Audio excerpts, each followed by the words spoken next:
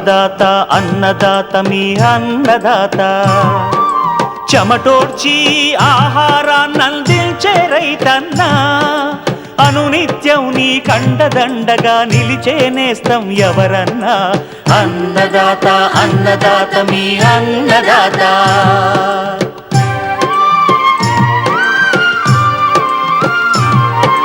నూతన రీతుల సాగుబడికి నూరింతలు పెరిగే దిగుబడికి సూచనలిచ్చే సస్య రక్షణకు పశు పోషణకి శాస్త్ర విజ్ఞానం అందించి ముందుకు నడిపే తెలుగు రైతు భారతదేశానికి మకుటం అయ్యేలా తీర్చిదిద్దే ఆశయంతో మిమ్ము మేలు కొలిపేది అన్నదాత అన్నదాత అన్నదాత మీ అన్నదాత అన్నదాత అన్నదాత మీ అన్నదాత.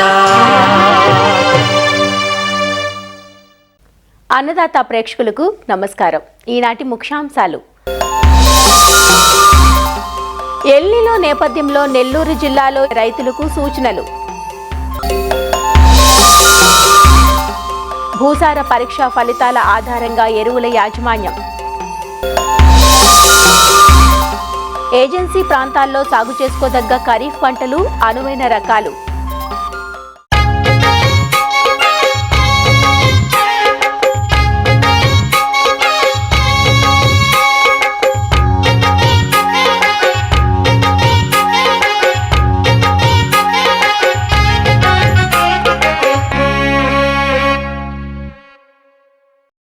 ఎటు చూసిన ఎత్తైన కొండలు, వాలు కలిగిన భూములు, నీటిని నిలిపేందుకు వాలుకు అడ్డంగా ఏర్పాటు చేసిన చెక్ డ్యాంలు, ఇవన్నీ గిరిజన ప్రాంతాల్లో మనకు కనిపించే దృశ్యాలు.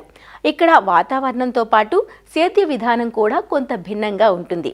ఎందుకంటే మైదాన ప్రాంతంతో పోల్చితే ఇక్కడ గిరిజన ప్రాంతాల్లో ఉష్ణోగ్రతలు తక్కువగాను, వర్షాలు ఎక్కువగాను ఉంటాయి. అంతేకాదు ఋతుపవనాలు ముందుగానే పలకరిస్తుంటాయి. ఇక్కడ సేద్యం దాదాపు వర్షాధారమే. ఇలాంటి ప్రాంతాల్లో సాగుకు ఎంచుకునే రకాల విషయంలో స్పష్టత అవసరం. గిరిజన ప్రాంతాల్లో సాగు చేసుకోదగ్గ పంటలు, ఆ పంటల్లో వేసుకోదగ్గ రకాలను తెలియజేస్తున్నారు ఆచార్య ఎన్జీనంగా వ్యవసాయ విశ్వవిద్యాలయం, శ్రీకాకుళం జిల్లా నైరా వ్యవసాయ కళాశాల విస్తరణ విభాగం అధ్యాపకులు డాక్టర్ డి చిన్నమనాయుడు. ఈ ఖరీఫ్ పంట కాలానికి గాను వ్యవసాయ ప్రణాళిక ప్రత్యేకంగా శ్రీకాకుళం జిల్లా చూసుకుంటే రెండు మనకి సాగు పరిస్థితులు కనిపిస్తాయి. ఒకటి మైదాన ప్రాంతాలు, అదేవిధంగా ఏజెన్సీ గిరిజన ప్రాంతాలు. మైదాన ప్రాంతాలతో పోల్చుకుంటే మన ఏజెన్సీ గిరిజన ప్రాంతాల్లో నీటి సదుపాయం తక్కువగా ఉంటుంది. అదేవిధంగా నీటి వనరులు తక్కువ, బోర్వెల్స్ అంటే అలాంటివి కూడా ఉండవు. అదేవిధంగా ప్రత్యేకించి అంటే కొండ పైన పడినటువంటి నీటిని ఎక్కడైనా నీటి కుంటలు, చెక్ డామ్స్ ఉన్నంత వరకు మాత్రమే నీటి సదుపాయం ఉంటుంది. అక్కడ నేల కూడా సమతలంగా ఉండేటువంటి నేల చాలా తక్కువ ఉంటుంది. ఇసుక గరప నేలలు ఎక్కువగా, ఒండ్రుతో కూడినటువంటి ఈ రేగడి పొలాలు తక్కువగా ఉంటాయి. కాబట్టి ఇలాంటి ప్రత్యేకమైన సాగు పరిస్థితులు ఏజెన్సీ గిరిజన ప్రాంతాల్లో వ్యవసాయ ప్రణాళిక ఆలోచించేటప్పుడు ఖరీఫ్ పంటలతో పాటుగా రబీలో ఎలాంటి పంటలు వేస్తాము అన్నది కూడా దృష్టిలో పెట్టుకొని ఈ ఖరీఫ్లో మరి పంటల ప్రణాళిక అనేది రైతులు ఆలోచించాల్సిన అవసరం ఉంటుంది. రైతులు కూడా మరి చూస్తే చిన్న సన్నకారు రైతులు ఎక్కువ ఉంటారు, పెద్ద రైతులు చాలా తక్కువ మంది ఉంటారు ఏజెన్సీ ప్రాంతాలు. కాబట్టి వాళ్ళకి ఆహార అవసరాలు తీర్చడానికి మనం తప్పనిసరిగా అక్కడ ప్రధాన పంటగా వరి వేయటం అనేది జరుగుతుంది. తినటం కోసం తక్కువ విస్తీర్ణంలో తినే రకాలైన శ్రీకాకుళం సన్నాలు 1061 కానీ సాంబా ముషీర్ ఇలాంటివి వేసుకోవచ్చు. కానీ వీలైనంత వరకు మధ్య స్వల్పకాలిక రకాలు వేసుకోవడం ద్వారా ఏజెన్సీ ప్రాంతాల్లో వేసిన వరి నుంచి అధిక దిగుబడులు తీసుకోవడానికి ఆస్కారం ఉంటుంది. ఎందుకంటే అక్కడ చెక్ డామ్లో ఉండే నీరు మనకి నవంబర్ చివరి వరకే ఉంటుంది. కాబట్టి మధ్యకాలిక రకాలైనటువంటి స్వర్ణ కానీ, సాంబా మసూరి కానీ, మారుటేరు సాంబా కానీ ఇలాంటి మధ్యకాలిక రకాలు, లేదంటే శ్రీధృతి లాంటి ఇంకా కొంచెం కాలపరిమితి తక్కువ 135, 145 ఉన్నటువంటి ఈ శ్రీధృతి అనేటువంటి రకాలను వేసుకోవటం. ఇంకొంచెం మెట్ట పొలాలు, వర్షాధారంగా మాత్రమే నీరు అందుతుంది, చిన్న చిన్న నీటి కుంటల ద్వారా మాత్రమే వరి పంటకు నీరు ఇవ్వగలం అనేటప్పుడు స్వల్పకాలిక రకాలు ఆర్ఎన్ఆర్ 150-48 అదే తెలంగాణ సోనా అంటాం, అది 120 రోజులు. 1156 తరంగిణి కానీ, 1154 చంద్ర కానీ, లేదా ఎన్ఎల్ఆర్ 334-9 నెల్లూరు మషూర్ అంటారు. ఇవన్నీ కూడా 120 రోజుల కాల పరిమితి ఉన్న రకాలని ఎక్కడైతే మెట్టులో వరి పంట వేస్తారో నీటి సదుపాయం తక్కువ ఉంటుందో అలాంటి దగ్గర స్వల్పకాలిక రకాలు, చెక్ డ్యామ్స్ కింద కొంచెం కొండ వాలు నుంచి నీరు వచ్చి మనకు అందుతుంది నవంబర్ వరకు అనుకుంటే మధ్యకాలిక రకాలు వేసుకోవడం మంచిది. ఇంకా అక్కడ వాతావరణ పరిస్థితులు, సాగు పరిస్థితులు చూస్తే మెట్టు పొలాలు వర్షాధారంగా ఇసుక గర్భనాలు ఎక్కువ ఉంటాయి కాబట్టి అలాంటి దగ్గర రైతులు చిరుధాన్యాల మీద ఎక్కువగా దృష్టి పెట్టడం మంచిది. అందులో రాగులు కానీ, కొర్రలు కానీ, సామలు కానీ, అండుకొర్రలు కానీ ఇలాంటి చిరుధాన్య పంటలు వేసుకోవడం ద్వారా చిరుధాన్యాలలో అధిక దిగుబడిచ్చే రకాలను ఇప్పుడు మనం ప్రణాళికలో భాగంగా వాళ్ళు ఆ రకాలను తెచ్చుకొని వేయడానికి ప్రయత్నం చేయాలి. అదేవిధంగా ఏజెన్సీ ప్రాంతాలు ఉండే కొంచెం రేగడి, ఇసుక రేగడి కలిపినటువంటి ప్రాంతాలు, వర్షాధార ప్రాంతాలు ఉంటాయి కాబట్టి అక్కడ కంది పంట సాగు చేసుకోవడం మంచిది. కొండ కంది అని చెప్పేసి రైతులు, ఏజెన్సీ ప్రాంత గిరిజన రైతులు వేస్తుంటారు. అది దిగుబడులు అంత ఎక్కువగా రావటం లేదు, కానీ మార్కెట్లో మంచి గిరాకీ ఉంది కాబట్టి కొండ కంది రకాలు వేసుకోవచ్చు. లేదు కొద్దిగా దిగుబడి ఎక్కువగా సాధించాలనుకుంటే లామ్ నుంచి విడుదలైనటువంటి ఈ కంది రకాలని మనం వేసుకోవడం ద్వారా మంచి దిగుబడులు సాధించుకోవడానికి అవకాశం ఉంటుంది. అదేవిధంగా అక్కడ ఏజెన్సీ ప్రాంతాల్లో ఇంకొంచెం వర్షాలు తక్కువగా ఉండి ఆగస్టు 15 తర్వాత కనుక వేయాల్సిన పరిస్థితులు ఉంటే అక్కడ పెసర, మినుము పంటలను ఎంపిక చేసుకొని అపరాల పంటలు వేసుకోవచ్చు. అదేవిధంగా ఏజెన్సీ ప్రాంతాల్లో మనకి వేరుశనగ పంటను కూడా ఒక మంచి పంటగా వేసుకోవచ్చు. కాకపోతే అక్కడ ఇటీవల కాలంలో అడవి పందుల సమస్య పెరుగుతుంది కాబట్టి ఎక్కడైతే మీరు అడవి పందుల నుంచి పొలాలు దూరంగా ఉంటాయో, మీరు అడవి పందుల నుంచి పంటను సంరక్షించుకోగలుగుతారో అక్కడ వేరుశనగ పంట కూడా మనం వేసుకోవచ్చు. అదేవిధంగా కొద్ది విస్తీర్ణంలో మరి ఆదాయం రావాలనుకునే రైతులు కొద్దిగా 1/4 ఎకరా నుంచి 1/2 ఎకరా వరకు తీపి మొక్కజొన్న సాగు అలాంటివి కూడా చేపడితే అవి మనకి 75-80 రోజుల్లోనే పంట పూర్తి అయిపోతుంది. ఆదాయపరంగా కూడా రైతుకు మంచి ఆదాయం వస్తుంది. కాబట్టి రైతులు మొక్కజొన్నకి వెళ్లకుండా తీపి మొక్కజొన్న వేసుకోవడం ద్వారా, అంటే వర్షాభావ పరిస్థితులు ఉన్నా కానీ తక్కువ నీటితోనే మన పంటను పూర్తి చేసుకునే అవకాశం ఉంటుంది. కాబట్టి ఏజెన్సీ ప్రాంతంలో తీపి మొక్కజొన్నను కూడా రైతులు వేయడానికి ప్రయత్నం చేయదు. మరి ఈ పంటల ప్రణాళికలో భాగంగా మరి వాతావరణం మార్పులు వస్తున్నాయి కాబట్టి ఏ పంట వేసినా కానీ అందులో ఈ ఇంటర్ క్రాపింగ్, అంతర పంటలు కూడా వేయడానికి ప్రయత్నం చేయాలి. ఎక్కడైతే కంది పంట వేస్తారో కంది పంటని 1 మీటరున్నర దూరంలో కంది వరుసలను వేసుకొని మధ్యలో కనుక చిరుధాన్య పంటలు కానీ లేదంటే అపరాల పంటలను కానీ వేరుశనగ పంటల్లో కానీ వరుసల్లో కనుక మీరు వేయగలిగితే ఒకవేళ వాతావరణ పరిస్థితులు దెబ్బతింటే ఒక పంట దెబ్బతిన్నా ఇంకొక పంట మనకు ఆదుకునేటువంటి అవకాశం ఉంటుంది. కాబట్టి మరి ఏజెన్సీ ప్రాంతాల్లో ఉండే రైతులు సాగు పరిస్థితులు, నీటి యాజమాన్యాన్ని దృష్టిలో పెట్టుకొని వారు ఖరీఫ్ పంటలు సాగు చేయాల్సిందిగా కోరుతున్నాను.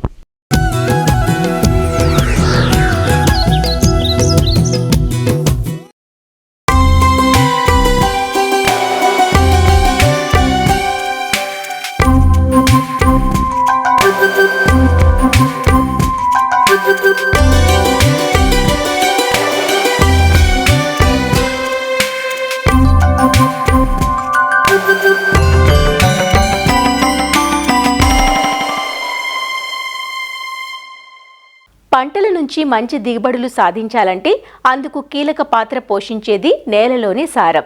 నేలలోని సత్తువును పెంపొందించడానికి వివిధ రకాల ఎరువులను వాడుతూ ఉంటాం.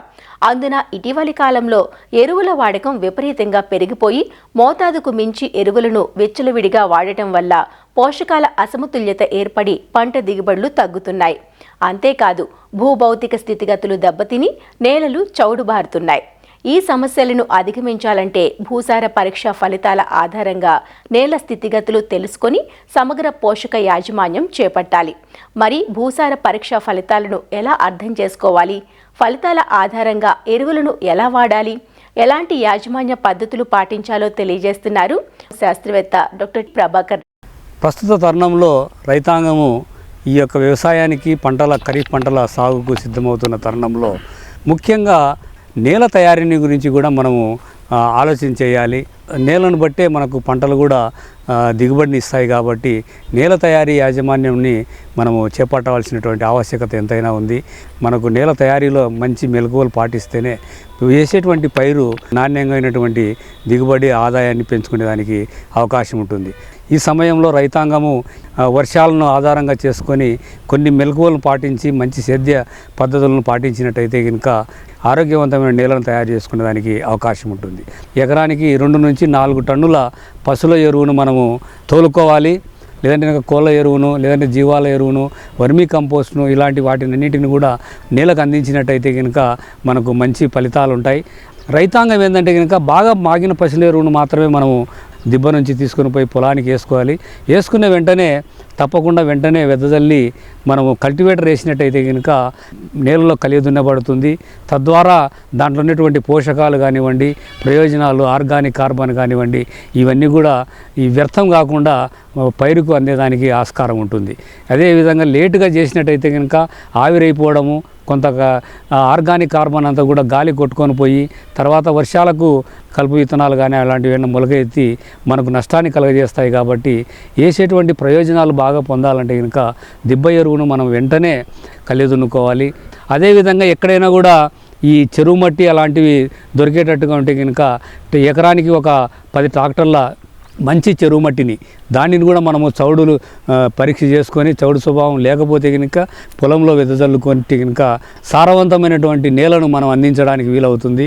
కాబట్టి చెరువు మట్టిని కూడా తోలుకునేదానికి చెరువులు కూడా ఇప్పుడే అక్కడ ఎండిపోయి మామూలుగా మట్టిని తీసుకునే దానికి సారవంతమైన మట్టిని తోలుకునే దానికి అనుకూలంగా ఉంటుంది. కాబట్టి ఈ ఎక్కడైతే కనుక లోతు తక్కువగా ఉండి లేదంటే కనుక భూములలో కొద్దిగా సమస్యాత్మకంగా ఉండేటువంటి భూములకైతే కనుక ఈ చెరువు మట్టిని కూడా తోలుకున్నట్టయితే కనుక మనము మంచి యాజమాన్యాన్ని చేపట్టినట్టు అవుతుంది.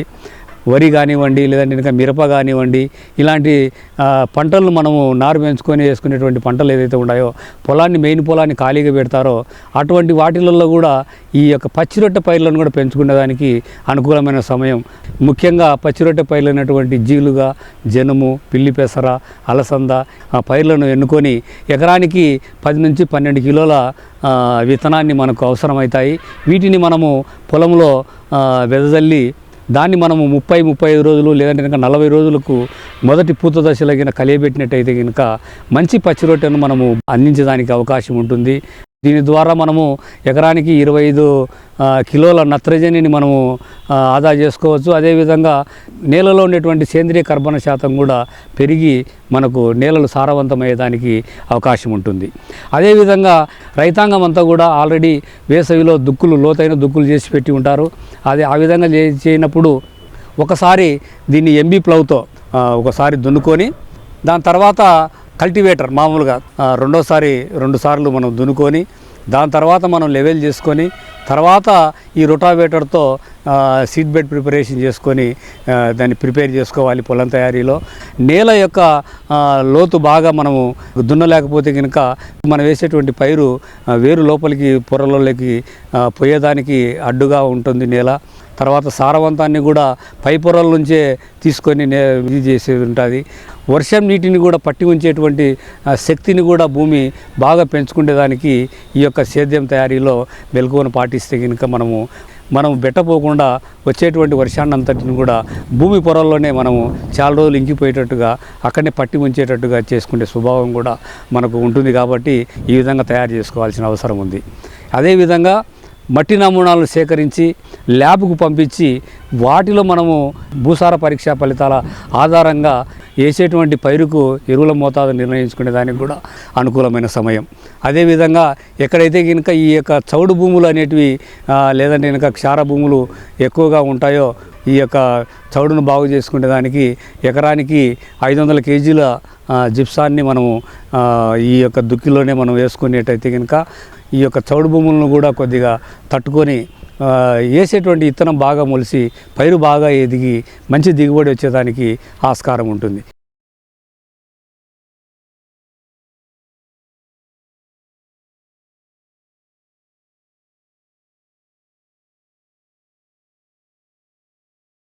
అన్నదాత టోల్ ఫ్రీ నంబర్ ద్వారా పంటల సాగులో రైతులు లేవనెత్తే సందేహాలకు దృశ్య రూపం మీకోసం.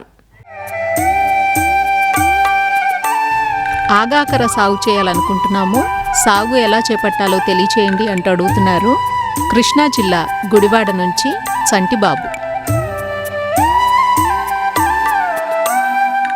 ఈ ఆగాకరనే మనము బోడకాకర, బొంతకాకర, పిచ్చి కాకర అని కూడా అంటాము. దీన్ని సైంటిఫిక్ నేమ్ తీసుకున్నట్టయితే మొమాడికా డయోసియా. ఇది మనకి కుకుర్బిటేసి ఫ్యామిలీకి చెందిన తీగ మొక్క. ఇది ఒక డయోషియస్ ప్లాంట్ అంటే దీంట్లో మేల్ అండ్ ఫీమేల్ ప్లాంట్స్ అనేది సపరేట్గా ఉంటాయి. మేల్ ఫ్లవర్ సపరేట్గా ఉంటుంది, ఫీమేల్ ఫ్లవర్ కూడా సపరేట్గా ఉంటుంది. ఇప్పుడు పాపులర్గా ఉన్న వెరైటీస్ అయితే అర్కా భరత్ అనే ఈ variety Chettalli centre, Indian institute of horticulture research Chettalli centre నుంచి మేము ఈ ప్లాంట్స్ తీసుకొని వచ్చాము. ఇదే కాకుండా ఒకవేళ వేరే వెరైటీస్ ఏదైనా ప్రిఫరబుల్ అంటే కాశీ గౌతమ్ అని Indian institute of vegetable research Varanasi వాళ్ళు రిలీజ్ చేసిన కాశీ గౌతమ్ అనేది ఒకటి ఉంది. ఇంకొకటి నీలాంచల్ శ్రీ, ఇది మనకి ఒరిస్సా నుంచి వచ్చిన వెరైటీ. యూజువల్గా సమ్మర్ సీజన్లో దీన్ని మనం ప్లాంటింగ్ తీసుకోవాలి. దీన్ని ప్లాంటింగ్ మనము ఒకవేళ రూట్ సక్కర్స్తో కానీ లేకపోతే సీడ్స్తోనన్నా తీసుకోవచ్చు. సీడ్స్తోన ఎందుకు తక్కువగా ప్రిఫర్ చేస్తాము అంటే సీడ్స్తోన తీసుకున్నట్టే జర్మినేషన్ పర్సంటేజ్ చాలా తక్కువగా ఉంటుంది. జర్మినేషన్ పర్సంటేజ్ ఓన్లీ 30% వరకే వస్తుంది. అందుకే చాలా మటుకు మనం దీన్ని రూట్ సక్కర్స్తో ప్రాపగేట్ చేయడానికి ప్రిఫర్ చేస్తాము. ఒక ఎకరాకి మనకి ఆల్మోస్ట్ ఒక 1000 ప్లాంట్స్ వస్తాయి. ఆ 1000 ప్లాంట్స్లో మనము మళ్ళీ మేల్ ఫీమేల్ రేషియో అనేది డిస్ట్రిబ్యూట్ చేసుకోవాల్సి వస్తుంది. 900 ప్లాంట్స్ ఫీమేల్ తీసుకున్నట్టయితే ఒక 100 ప్లాంట్స్ మేల్ తీసుకోవాలి.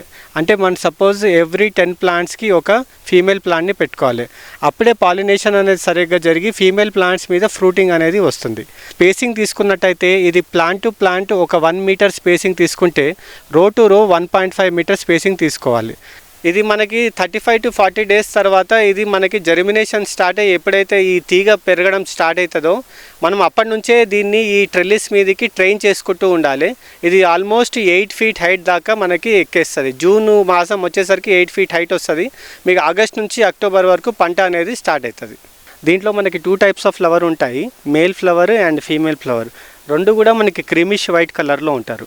ఒకవేళ ఫీమేల్ ఫ్లవర్ని ఐడెంటిఫై చేయాలి అంటే ఫ్లవర్కి వెనకాల ఇట్లా ఒక పిందెలాగా మనకి కనిపిస్తుంది. అదే ఒకవేళ మేల్ ఫ్లవర్ని మనం ఐడెంటిఫై చేయాలంటే కింద దానికి ఒక క్యాలెక్స్ రూపంలో జరుగుతుంది. ఈ పాలినేషన్ జరిగిన తర్వాత మనకి ఇలా పిందెలు అనేది ఏర్పడతాయి. ఈ పిందెలు ఏర్పడి ఇదొక టోటల్లీ మెచ్యూర్డ్ ఫ్రూట్. ఒకవేళ దీని లెంత్ చూసుకున్నట్టయితే మనకి 2 to 10 centimeters లెంత్లో, ఒకవేళ విడ్త్ చూసుకుంటే 3 to 5 centimeters విడ్త్లో వస్తుంది. ఒకవేళ ఒకవేళ ఒక ఫ్రూట్ యొక్క మనం వెయిట్ చూసుకున్నట్టయితే ఇది మనకి 20 to 80 grams. ఇది మనకు ఒక ఇండివిజువల్ ఫ్రూట్ యొక్క వెయిట్ వస్తుంది. పండు ఈగ దీనిలో ఒకటి మేజర్ పెస్ట్. మనము ఒకవేళ దీన్ని కంట్రోల్ చేసుకోవాలంటే 4 to 6 ఫిరోమోన్ ట్రాప్స్ ఒకవేళ పెట్టుకున్నట్టయితే దీన్ని కంట్రోల్ చేసుకోగలుగుతాం. అయితే దీన్ని ఫస్ట్ మనం క్రాప్ని ఎలా స్టార్ట్ చేసుకోవాలంటే ఎప్పుడైతే సమ్మర్లో మనం చేసుకుంటామో తర్వాత దీనిది ఏదైతే స్ప్రౌటింగ్ వచ్చి తీగ ఎక్కడం అనేది మనకి జూన్ నాటికి స్టార్ట్ అవుతుంది. దాని తర్వాత జూన్లో మొత్తం తీగ మొత్తం ఎక్కేసరికి ఆల్మోస్ట్ 6 feet to 8 feet దాకా తీగ ఎక్కేస్తుంది. ఎక్కేసిన తర్వాత మనకి ఆగస్ట్, సెప్టెంబర్, అక్టోబర్ ఈ 3 నెలల్లో మనకి దీని పంట అనేది పూర్తిగా వస్తుంది. ప్రతి వారానికి ఒక 2 సార్లు మనం తీసుకోవచ్చు. ఎకరానికి తీసుకున్నట్టయితే 8 నుంచి 10 క్వింటాళ్ళు ఎకరానికి దీని దిగుబడి వస్తుంది. ఇది ఎప్పుడైతే లేతగా ఉంటుందో పండు, లేతగా ఉన్నప్పుడే దీనికి మార్కెట్లో మంచి ధర వస్తుంది. ఒకవేళ ముద్రినట్టయితే ఇది ఆరెంజిష్ కలర్లోకి వచ్చేసి దాని తర్వాత దీని కీపింగ్ క్వాలిటీ కానీ మార్కెటబిలిటీ అనేది దెబ్బతింటుంది. లేతగా ఉన్నప్పుడైతేనే మనకి మార్కెట్లో మంచిగా ఇది అమ్ముడుపోతుంది. ఒకవేళ రేట్ చూసుకున్నట్టయితే ఇది మనకు ఆల్మోస్ట్ 150-200 రూపీస్ పర్ కేజీ ఇది మనకి రీటైల్ మార్కెట్లో అమ్ముతున్నారు. మీకు సెప్టెంబర్, అక్టోబర్ ఎండ్ దాకా కూడా ఈ పంట వస్తుంది. ఇది అక్టోబర్లో ఎప్పుడైతే మనం మొత్తం హార్వెస్ట్ కంప్లీట్ అవుతుందో దీని తర్వాత ఏమవుతుందంటే ఈ ప్లాంట్స్ అన్నీ చనిపోయి హైబర్నేషన్లోకి వెళ్ళిపోతాయి. హైబర్నేషన్లో అక్టోబర్కి వెళ్ళిపోయిన తర్వాత తీగలంతా చనిపోయి హైబర్నేషన్కి ఎప్పుడైతే వెళ్తుందో మళ్ళీ మీకు నెక్స్ట్ టైం ఎప్పుడైతే మళ్ళీ వర్షాలు స్టార్ట్ అవుతాయో అప్పుడు మళ్ళీ జర్మినేషన్ స్టార్ట్ అవుతుంది. ఇది బహువార్షిక పంట అంటే మీకు ఆల్మోస్ట్ 5 నుంచి 6 years దాకా వస్తుంది. ఒకసారి నాటుకున్నారంటే ఆల్మోస్ట్ 6 years పంట. ఇది రైతులకు చాలా లాభదాయకంగా ఉంటుంది.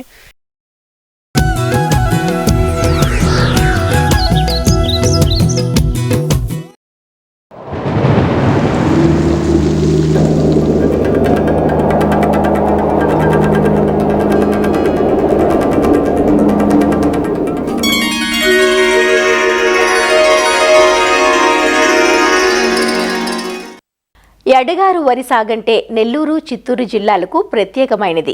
ఏప్రిల్ 15 నుంచి మే 15 వరకు నార్లు పోసుకొని జూన్ 15 వరకు నాట్లు వేసుకుంటూ ఉంటారు. అయితే ఈ సంవత్సరం పరిస్థితి కొంత భిన్నంగా ఉంది. రోజురోజుకు పెరుగుతున్న ఉష్ణోగ్రతలు, ఆపై ఎల్ నినో ప్రభావం ఎడగారు వరిపై ప్రత్యక్ష, పరోక్ష నష్టాన్ని కలిగించే ప్రమాదం ఉంది. మరి ఇలాంటి పరిస్థితుల్లో రైతులు కొన్ని జాగ్రత్తలు పాటించాలంటూ సూచనలు అందిస్తున్నారు ఆచార్య ఎన్జీ రంగా వ్యవసాయ విశ్వవిద్యాలయం నెల్లూరు వ్యవసాయ పరిశోధనా స్థానం ప్రధాన శాస్త్రవేత్త వినీత. ఎల్ నైనో ప్రభావం వలన ఈ సంవత్సరము అత్యధిక ఉష్ణోగ్రతలు నమోదవుతున్నాయి. ముఖ్యంగా దాదాపు 46 డిగ్రీ సెంటీగ్రేడ్ కూడా నమోదవుతుంది.